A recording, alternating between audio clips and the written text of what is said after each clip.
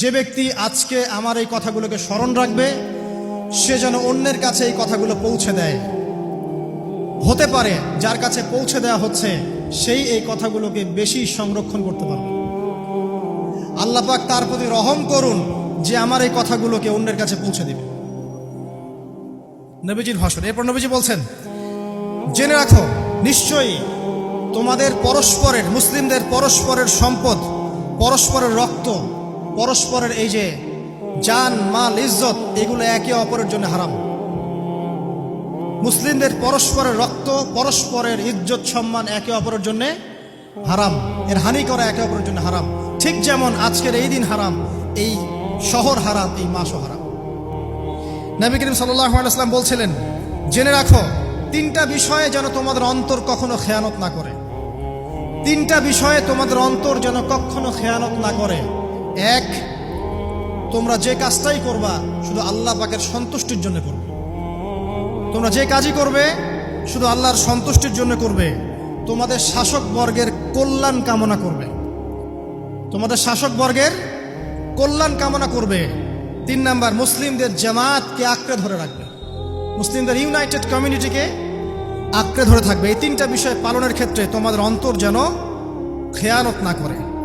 এদিন সূর্য ঢলে যাওয়ার পরে নবী সাল্লাল্লাহু আলাইহি ওয়াসাল্লাম আরো বললেন, শুনে রাখো হে মানব জাতি, এটা ভালো করে শোনেন, শুনে রাখো হে মানব জাতি, নিশ্চয়ই আমি মুহাম্মদ সাল্লাল্লাহু আলাইহি ওয়াসাল্লাম জাহেলি যুগের যত কুপ্রথা আছে সমস্ত কুপ্রথাকে আমার পায়ের তলে পিষ্ট করে গেলাম।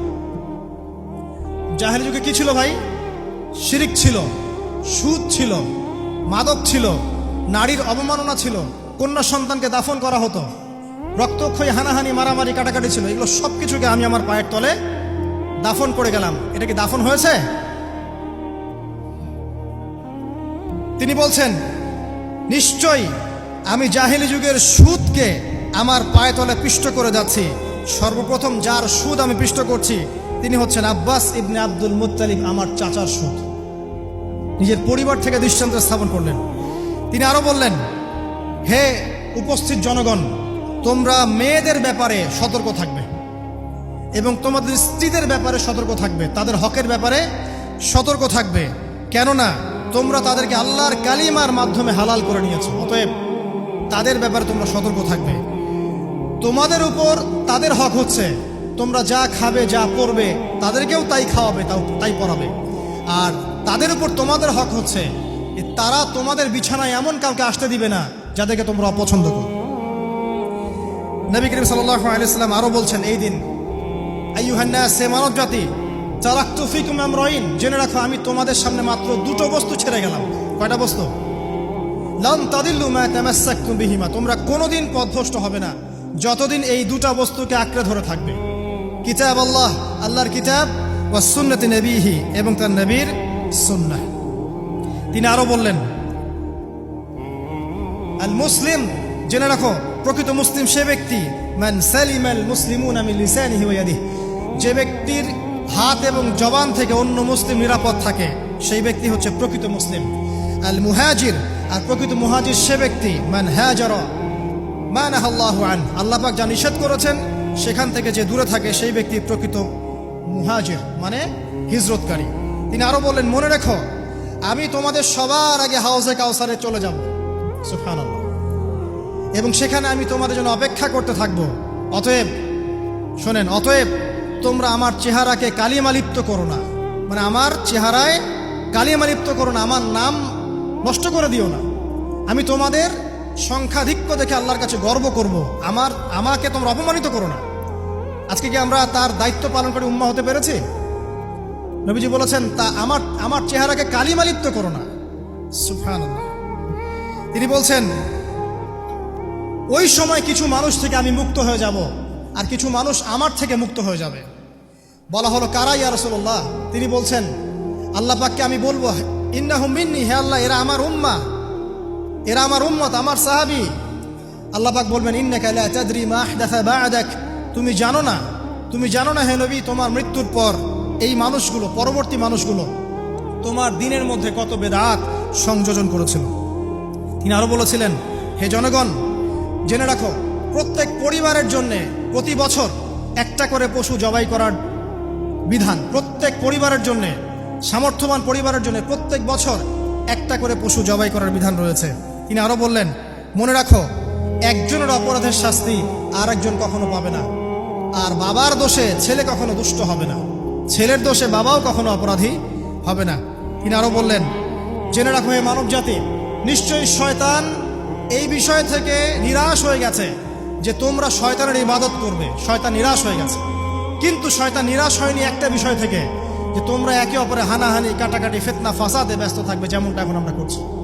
আমরা কিন্তু সরাসরি কখনো শয়তানের ইবাদত করছি না, করছি, কিন্তু মুসলিমরা এখন পরস্পরে হানাহানি, কাটাকাটি, ফাসাদে লিপ্ত আছে।